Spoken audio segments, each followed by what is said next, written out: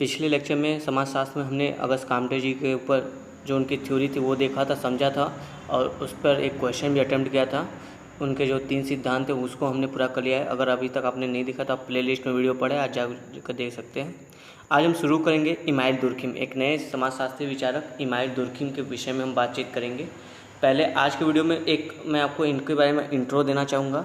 उसके बाद अगले वीडियो में इनके एक एक टॉपिक को हम पढ़कर फिर उसके बाद हर टॉपिक का एक क्वेश्चन आंसर करेंगे, जिससे हमारा जो भी इनके संबंध में जो भी विचार है या जो भी समाजशास्त्र में हमें अध्ययन करना है वो हमें स्पष्ट हो जाए।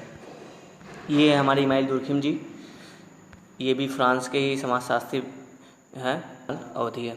तो इमाइल दुर्खिम जो है ना, पहला लाइन पढ़ो, अगस्त कामटे जी से प्रभावित है। इमाइल दुर्खिम जो है कि अगस्त कामटे जी के प्रभाव में इनसे ज़्यादा प्रभावित थे। ये भी जो है कि समाजशास्त्र को विज्ञान के रूप में ही देखते थे।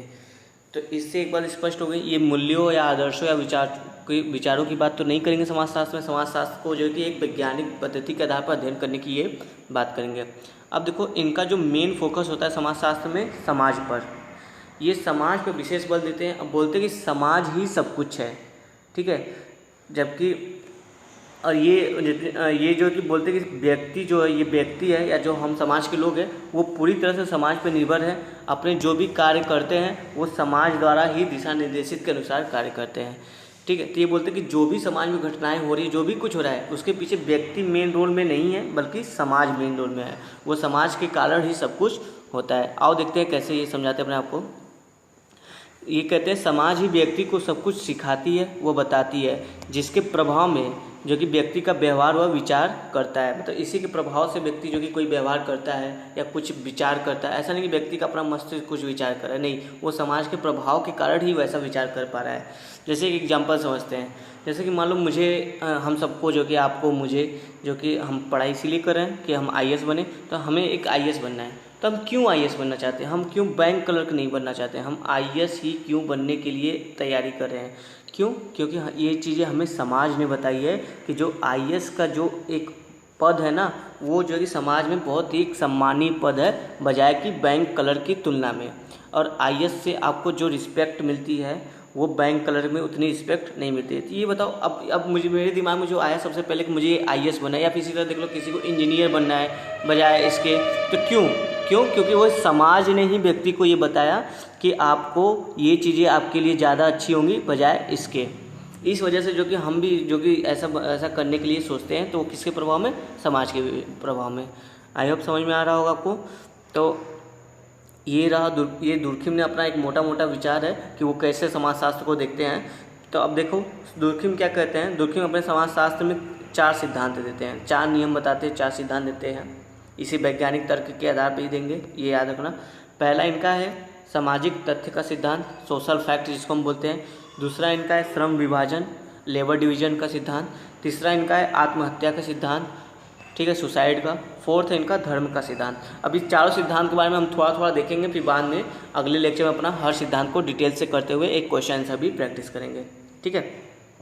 तो देखो सोशल फैक्ट में ये क्या बोलते हैं, सामाजिक तथ्य मतलब क्या होता है। ये सामाजिक तथ्य पहले आप समझो सामाजिक तथ्य क्या है। जैसे बोलते हैं फैक्ट जो कि हमारे 2 तरह के होते हैं, दुर्खिम जी बताते हैं। एक तो फिजिकल फैक्ट होते हैं यानी भौतिकी फैक्ट, और एक होता है सोशल फैक्ट। तो फिजिकल फैक्ट में या भौतिकी फैक्ट या भौतिकी तथ्य क्या क्या हो सकते हैं, जैसे हमारे जो तारे हैं, ग्रह हैं, द्रव्यमान हैं, ग्रेविटी है, ये सब चीज़ें क्या तथ्य हैं।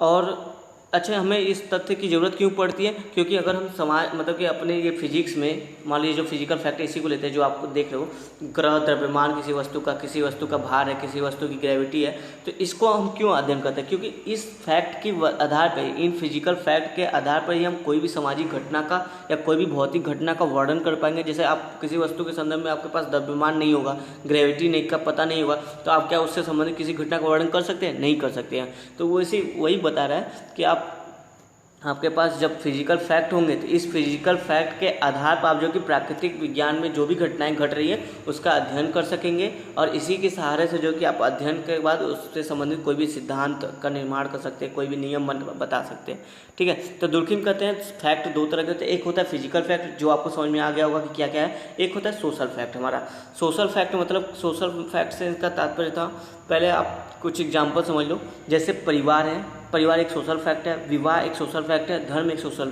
फैक्ट है। अब कैसे ये मैं आपको बताता हूँ, समझो, थोड़ा ध्यान समझो। ये बोलते हैं कि जो सामाजिक तथ्य हैं वो जो कि समाज में प्रत्यक्ष रूप से आपको दिखेंगे नहीं, लेकिन हाँ ये हम सभी को पता है कि वो समाज में उपस्थित हैं। अब ऐसा नहीं है कि वो समाज में उपस्थित, जैसे आप ये देख लो, धर्म हर समाज में है लेकिन हमें दिखता नहीं है, परिवार हर समाज में है लेकिन हमें दिखता नहीं है, विवाह भी हर समाज में होता है पर दिखता नहीं। तो ये सब क्या है, ये सोशल फैक्ट है। और थोड़ा सा इनका अध्ययन करते हैं, ये क्यों इस तरह से जो है कि सोशल फैक्ट की चर्चा करें, क्यों ये चाहते हैं कि सोशल फैक्ट समाजशास्त्र में अध्ययन हो। इनका कहना है कि जब आपके पास सोशल फैक्ट होंगे, ठीक है, जब ये सोशल फैक्ट होंगे तभी आप इन पे आधारित जो भी घटनाएं समाज में घटेंगी इनका अध्ययन एक व्यवस्थित तरीके से कर सकेंगे, एक वैज्ञानिक विधि के अनुसार कर सकेंगे। जैसे मान लो परिवार का कह सकते हैं कि जैसे आज परिवार का स्वरूप बदल रहा है, संयुक्त परिवार से एकल परिवार की ओर हम लोग आज औद्योगिक विकास के कारण जा रहे हैं। तो ये कैसे, इसका आप कैसे पता करोगे, जब तक आपके पास परिवार के संबंध में कोई जानकारी नहीं होगी, परिवार जो सामाजिक तथ्य है उससे विषय में कुछ आप पढ़े लिखे नहीं हो या जानते नहीं रहोगे, रिसर्च नहीं होगा, तब कैसे इसका एक्सप्लेन करेंगे। तो इसीलिए कहते हैं कि इन सभी सामाजिक घटनाओं को एक्सप्लेन करने के लिए जो कि हमें सामाजिक तथ्य की आवश्यकता होती है। और ये सब जो है कि परिवार, विवाह, धर्म, ये सब जो समाज में जो चीज़ें उपस्थित है जो हमें दिखाई नहीं दी लेकिन है, ये सबको पता है, वो क्या है, सामाजिक तथ्य है। अब आपको सामाजिक तथ्य समझ में आ गया होगा। आइए देखते हैं हमें इन्हीं सामाजिक, अच्छा ये जो कि हमारे दुर्खिम जी कहते हैं समाजशास्त्र को, ये सीधे सीधे बोले जो समाजशास्त्र एक विषय है, ये कुछ और नहीं, सामाजिक तथ्यों का अध्ययन करने वाला विषय है। समाजशास्त्र को ये पूरा समाजशास्त्र का परिभाषा देते हैं कि समाजशास्त्र सामाजिक तथ्यों का अध्ययन करता है, अध्ययन करने वाला एक विषय है। अब ये बोलते हैं कि इसी आधार पर जो कि हम समाजशास्त्र में नियम सिद्धांत अपने बनाते हैं और सामाजिक घटनाओं की व्याख्या करते हैं। तो अब देखो इनका जो सामाजिक तथ्य था, इन्होंने एक बुक लिखी है, बुक अगर आप मेंशन करोगे तो अच्छा रहेगा, इससे आपके 1-2 मार्क्स जो है कि बढ़ने के चांसेस रहते हैं, तो कोशिश करिए कि याद हो जाए। इन्होंने एक बुक लिखा था 1892 में, बुक का नाम है मॉन्टेस्क्यू एंड रूसो, ठीक है, मॉन्टेस्क्यू एंड रूसो में जो कि सामाजिक तथ्य के विषय में इन्होंने बताया। ये आप बुक को थोड़ा सा ध्यान रखिएगा। और अब ये थोड़ा सा बताता है कि फैक्ट जो सामाजिक तथ्य उसके भी कुछ घटक हैं, जैसे इसमें वाह्यता होती है, बाध्यता होती है, सार्वभौमिकता होती है। मतलब ये 3 आप पिलर एक तरह समझ लीजिए। इन्हीं के जो चीज़ें, ये 3 जिन समाज में जो भी चीज़ें हैं, अगर उनमें ये 3 चीज़ें पाई जाएंगी तो वो सामाजिक तथ्य होगा। वाह्यता से तात्पर्य व्यक्ति के बाहर है, ऐसा नहीं कि वो व्यक्ति के बस की बात है, ये जो कि समाज में पैदा होता है, व्यक्ति इस पर हस्तक्षेप नहीं कर सकता है। जैसे कोई अगर व्यक्ति माने कि परिवार नहीं है, वो कहता है नहीं मैं नहीं मानता कि परिवार है, अब उसके न मानने से ऐसा तो नहीं है कि ये सच्चाई बदल जाएगी कि परिवार समाज में है ही नहीं या धर्म समाज में है ही नहीं, है ना। तो ये व्यक्ति के बाहर होता है, मतलब ये किसी व्यक्ति पर निर्भर नहीं करता। ये एक समाज जब तक पूरी समाज इसको ना एक्सेप्ट कर ले तब तक वो चीज़ें गलत साबित नहीं होती है। दूसरा ये बाध्यता होता है, मतलब इनको मानने के लिए ये जो कि एक आपके ऊपर जो कि बाध्यता है, किसी व्यक्ति के ऊपर एक बाध्यता डालती है कि आपको इस अनुसार कार्य करना है। जैसे धर्म के अपने कुछ नियम कानून है कि आप ऐसे नहीं ऐसे करो, आप ये चीज़ें आप जो है कि नहाओ धो, बराबर स्वच्छता का ध्यान रखो।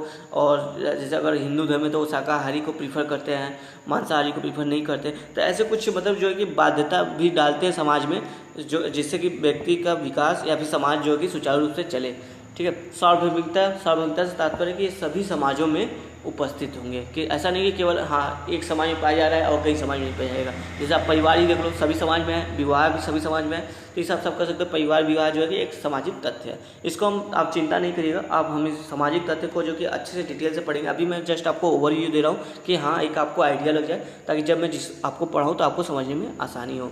अब चलते हैं श्रम विभाजन की बात करते हैं। इनका जो सेकेंड है सिद्धांत, श्रम विभाजन से इनका तात्पर्य है कि समाज में, ये श्रम विभाजन से बताता है कि समाज में जो कि श्रम का विकास कैसे हुआ। पहले एकदम हम लोग छोटा मोटा काम करते थे, अब एकदम स्पेसिफिक काम करते हैं। जैसे मान लो कोई एक विशेष इंजीनियर होता है, डॉक्टर की देख लो, पहले एक ही डॉक्टर सब काम करता था, अब क्या कि एक हार्ट सर्जन अलग है, हड्डी डॉक्टर अलग है ना, और दवाइयाँ लिखने वाला डॉक्टर अलग है। तो ये स्पेसिफिक चीज़ें आ गई हैं, मतलब श्रम में भी एक स्पेसिफिक चीज़ें, मतलब विशेषता आ गई है। तो इन्होंने बोला क्या कि इस श्रम विभाजन के अपने लाभ है। इससे क्या होता है कि जो कार्य में है दक्षता बढ़ती है, कार्य की गुणवत्ता में वृद्धि होती है, मतलब जो कार्य होता है वो अच्छा होता है। और क्या होता है, इन्होंने बोला कि जैसे कोई फैक्ट्री है, तो फैक्ट्री में श्रम विभाजन बढ़ाने से, श्रम विभाजन से क्या होगा, कम समय में अत्यधिक उत्पादन होता है तथा उससे जो उस उत्पादन की क्वालिटी है उसमें भी वृद्धि होती है। इसको हम एक एग्जांपल से समझते हैं। देखो दोस्तों, ये जो श्रम विभाजन है ये इकोनॉमिक्स का टॉपिक है। एडम स्मिथ ने इसको दिया था अपना सिद्धांत, पर ये जो है कि दुर्खिम जो है कि बड़ी चालाकी से इसको जो है कि समाजशास्त्र का विषय बनाते हैं, समाजशास्त्र का टॉपिक बनाते हैं। तो ये बोलते हैं कि ये जो श्रम विभाजन की जो घटना है ना, पहले एकदम सरल समाज में सरल श्रम था, अब इस तरह स्पेसिफिक हो गया। ये जो कि अर्थशास्त्रीय घटना नहीं, ये एक सामाजिक घटना है, इनका ये कहना था दुर्खिम का। जैसे हम समझते हैं कि श्रम विभाजन कैसे काम करता है। जैसे मान लो कोई कार का हमको निर्माण करना है, ये एग्जांपल दिया, जैसे कार का निर्माण करना है, तो आप क्या देखोगे, कार का गेट कोई और बना रहा है, कार का इंजन बनाने के लिए कोई और विशेष आदमी है, कार के टायर कोई और विशेष कंपनी बना रही है, टायर का नट बोल्ट कोई और बना रहा है। तो देखो ये जो कि श्रम का जो कि विभाजन हो गया है। अब मान लो कोई एक कंपनी कार के सारे पार्ट तैयार हो गए, तो गेट कसने वाला मैकेनिक अलग है, टायर लगाने वाला मैकेनिक अलग है, पेंट करने वाला मैकेनिक उसको अलग है, उस पर लोगो लगाने वाला मैकेनिक मतलब जो है वो अलग है। तो ये क्या है, श्रम का विभाजन कर दिया गया है, एक स्पेसिफिक श्रम दे दिया गया है लोगों को। इस आधार पर इन्होंने इस श्रम विभाजन के आधार पर जो कि आगे चल के जो कि समाज की व्याख्या की है कि कैसे समाज में ये लाभकारी हुआ अलाभकारी हुआ साबित हुआ है।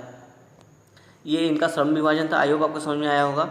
तीसरा, इन्होंने आत्महत्या का सिद्धांत दिया। इन्होंने बोला जो लोगों में आत्महत्या की दर पाई जाती है या आत्महत्या का स्वभाव पाया जाता है, ये जो कि पहले माना जाता था ये एक मनोवैज्ञानिक घटना है, लोगों के मानसिक विकृति के कारण ऐसी घटनाएं हो रही है। लेकिन इन्होंने बोला जी नहीं सर, ये मनोवैज्ञानिक घटनाएं नहीं है, ये भी एक सामाजिक घटना है। तो इसको हम आगे डिटेल से पढ़ेंगे कैसे, इन्होंने बताया था। और इन्होंने लास्ट इनका है जो धर्म का सिद्धांत। इनका धर्म का सिद्धांत से तात्पर्य ये था कि धर्म जो है कि समाज में सभी लोगों को जोड़ कर रखता है, समाज में एकता लाता है। इनका ये मानना था कि धर्म जो कि समाज में एकता लाता है, समाज में सभी लोगों को जोड़ कर रखता है तथा समाज का ये मार्गदर्शन करके, मतलब इनके जो धर्म से संबंधित जो भी नियम कानून होते हैं वो जो कि समाज पे लाते हैं, समाज में बाध्य रूप से लागू करवाते हैं। उससे क्या होता है, ये समाज का मार्गदर्शन करता है, समाज का विकास करता है, जिससे व्यक्ति का भी विकास होता है। तो ये रहा इनका धर्म का सिद्धांत।